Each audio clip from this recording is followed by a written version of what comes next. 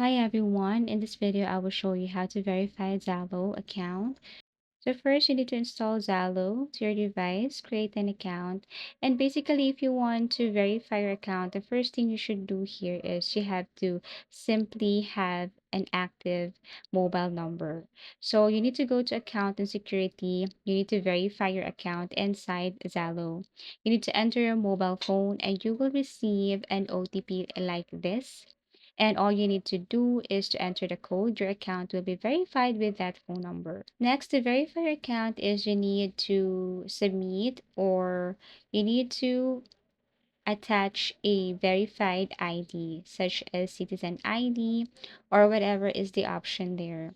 After that, take a photo of the front and back of your ID. Take a selfie holding your ID card to confirm it's you.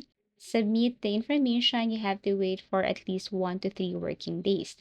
Lastly, to verify if you're using Business Zalo, you need to log into your Zalo, go to account settings verification, upload business license, company registration documents, ID card of the representative, and then submit for review. Approval usually takes a few days.